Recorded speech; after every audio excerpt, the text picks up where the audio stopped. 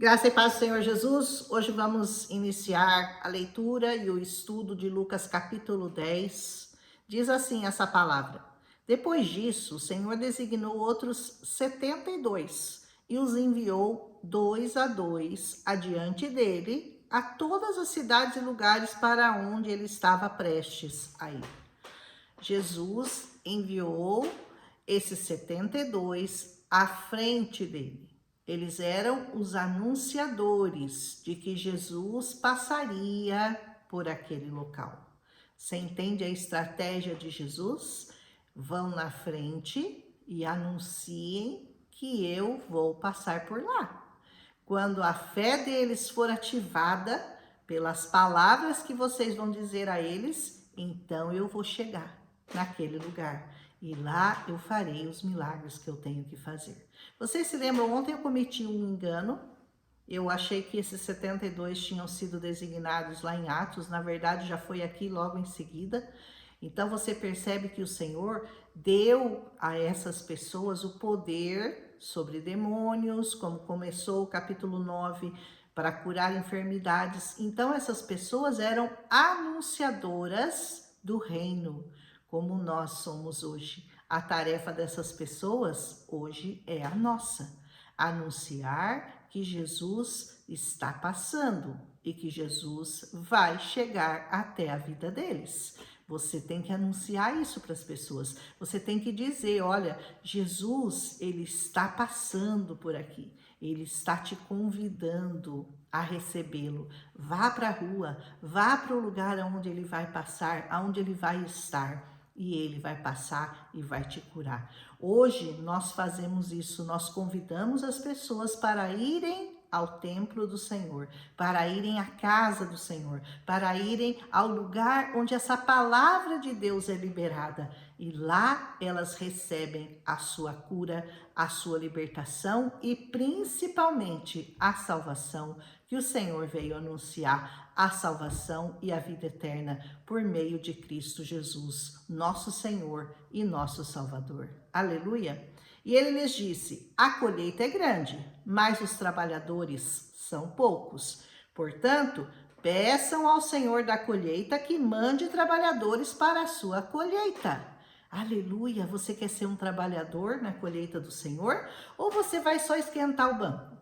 Você vai chegar lá na igreja, você vai receber a sua salvação, você vai ficar feliz, vai ficar pleno, vai ficar satisfeito, vai receber a paz que o Senhor tem para te dar, mas você não quer trabalhar. Você quer só ficar sentadinho lá e vem a nós, né? Vem, vem, vem, palavra, palavra, palavra, quero comer, quero comer. Não, o Senhor quer você trabalhando na obra dele. Ele está procurando trabalhadores. Você tem que ter uma função no corpo de Cristo. Você tem que pedir ao Senhor que mostre a você qual é o seu papel, qual é a sua função, o que eu devo fazer para agradar ao Senhor, para trabalhar na seara que é tão grande. Tantas vidas estão se perdendo, tantas vidas estão sendo enganadas pelo diabo, estão sendo levadas ao abismo, estão sendo levadas aos precipícios da vida, buscando em coisas que não convêm, buscando em bebida, buscando em coisas erradas, buscando em festas, buscando em sexo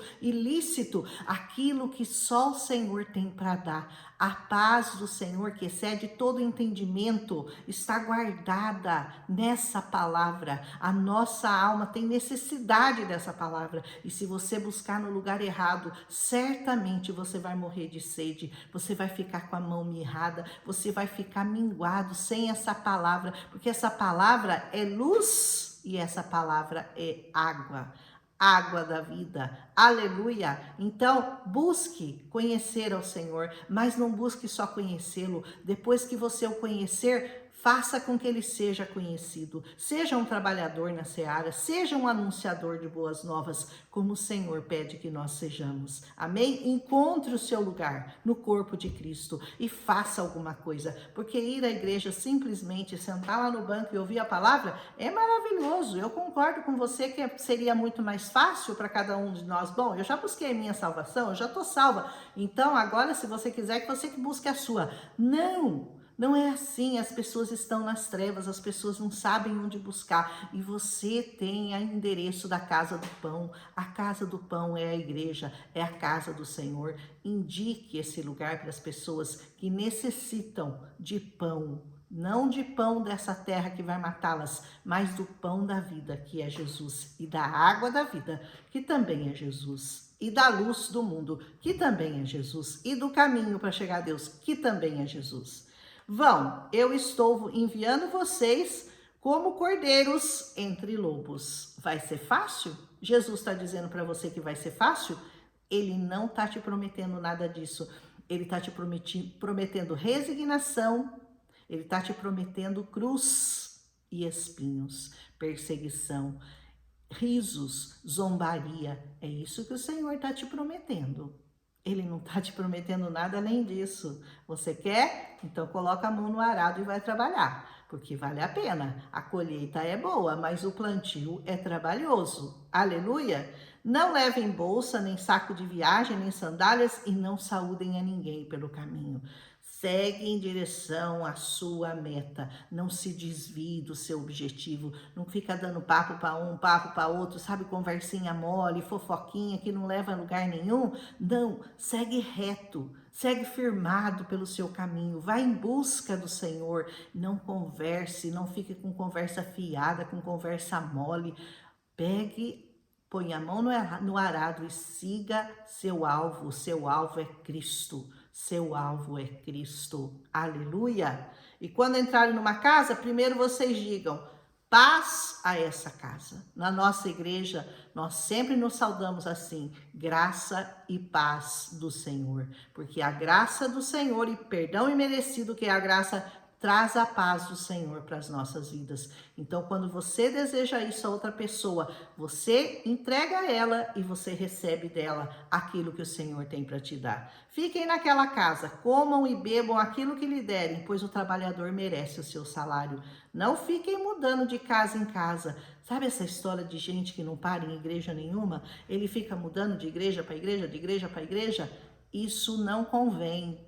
Ache o seu lugar, encontre o seu aprisco, encontre o lugar que você mais se identifica com aquele pastor que está lá pregando a palavra para você. Procure saber se ele é uma pessoa idônea, se ele é uma pessoa responsável, uma pessoa que realmente merece, se ele é realmente uma imagem de Cristo nessa terra.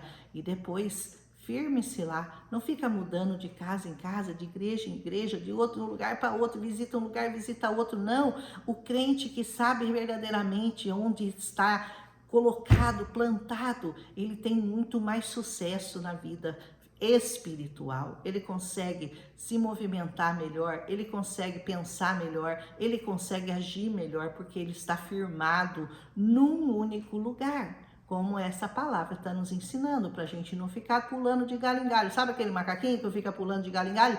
Não! Encontre o seu lugar, encontre o seu aprisco e fique lá aonde o Senhor mandou você pregar o evangelho.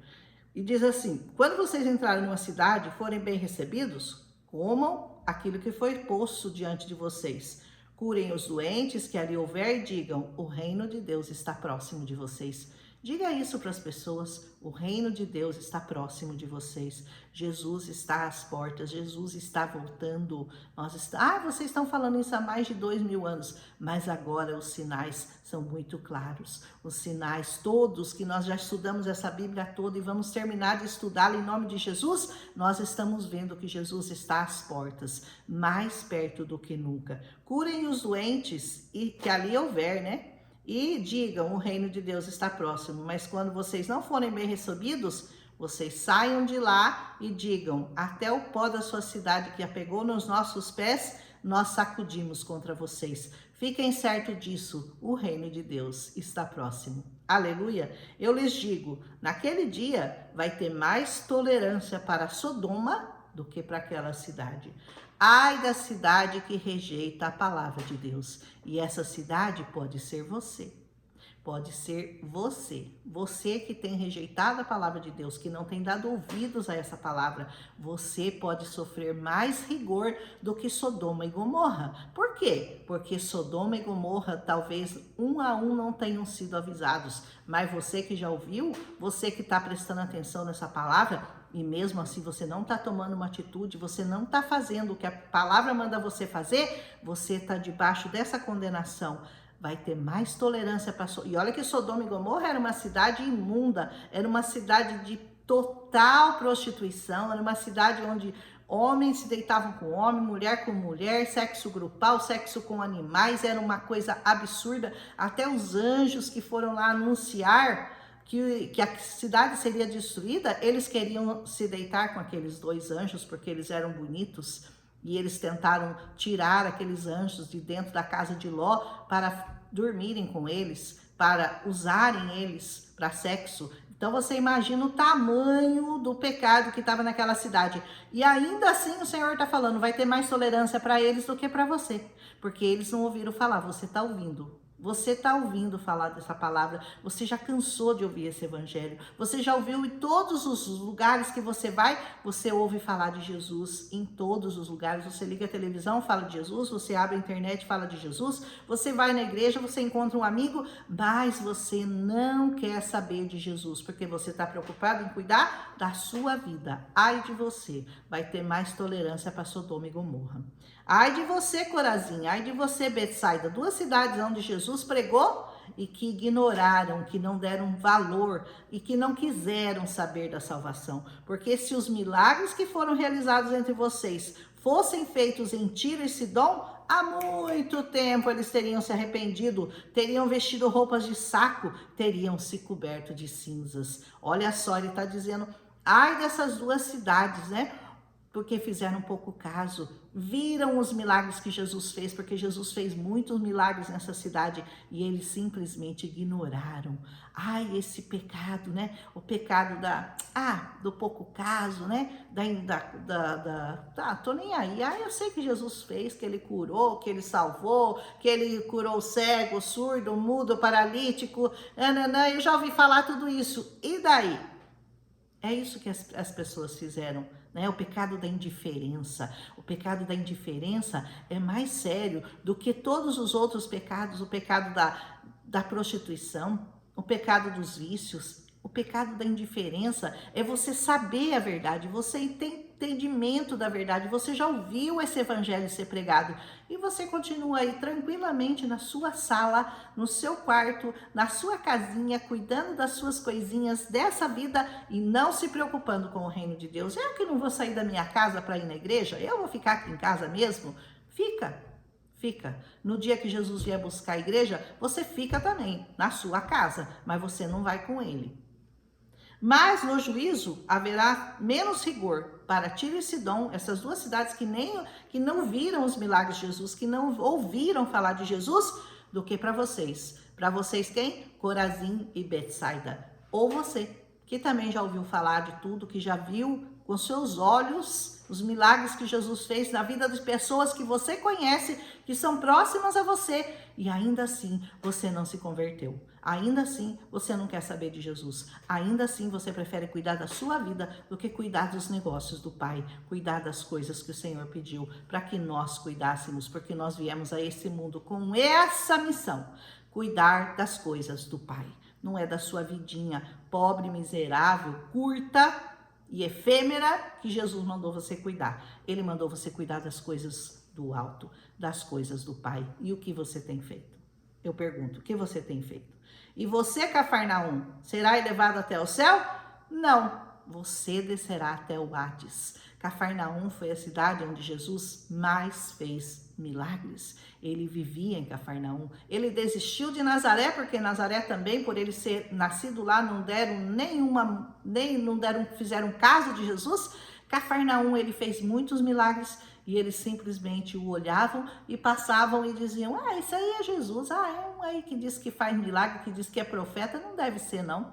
E não acreditaram nele. Cafarnaum, você vai para o céu? Não, você vai para o inferno. Isso diz o Senhor, né? Aquele que lhe dá ouvidos está me dando ouvidos, e aquele que os rejeita também está me rejeitando. Mas aquele que me rejeita está me rejeitando aquele que me enviou. Aquele que não dá ouvidos àquilo que você prega, na verdade não está dando ouvidos a Jesus. E na verdade não está dando ouvidos ao Pai, aquele que o enviou. Aleluia.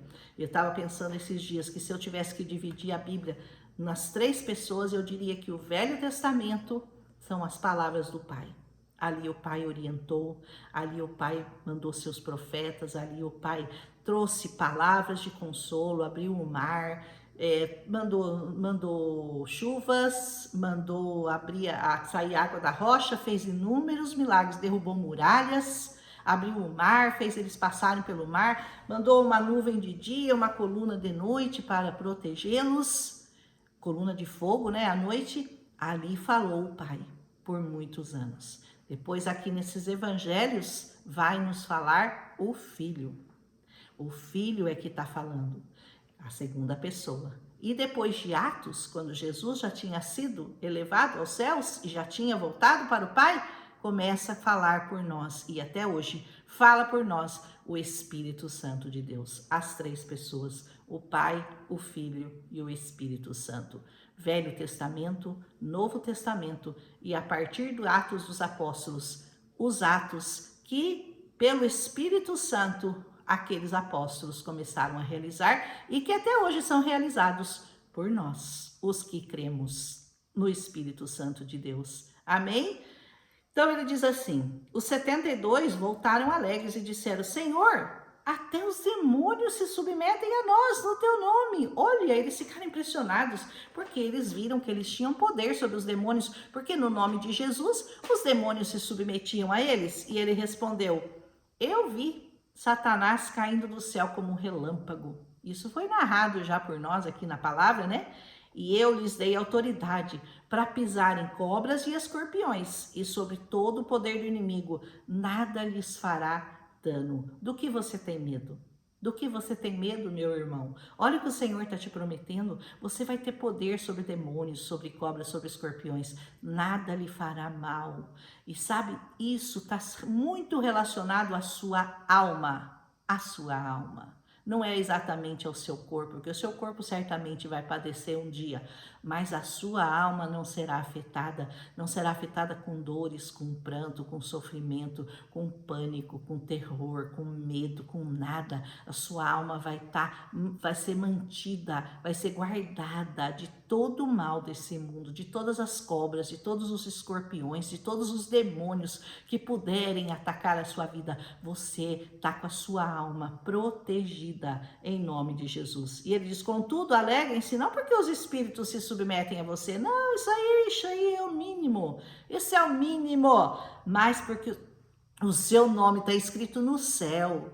Isso é o que tem que alegrar você, verdadeiramente. Isso é o que tem que te alegrar. O seu nome está escrito no livro da vida, está escrito no céu. Aleluia. Eu vou parar aqui, eu estou muito empolgada com essa palavra, mas eu vou parar porque já são quase 18 minutos e eu vou continuar no próximo vídeo. Você assiste amanhã se você quiser. Eu vou colocar ele já no ar hoje, mas eu vou continuar amanhã para não ficar muito cansativo. As pessoas... Eu tenho percebido que a maioria das pessoas não chega até o final da pregação, porque não tem 10 minutos nem 20 minutos para dar para o Senhor, né? Mas eu espero que você tenha tido, porque se você chegou até aqui, você teve, você deu. Aleluia! Um abraço e até amanhã. Deixa seu amém e uma curtida, se puder, compartilha com outras pessoas, se você achar que foi bom para você. Um abraço em Cristo Jesus. Até amanhã.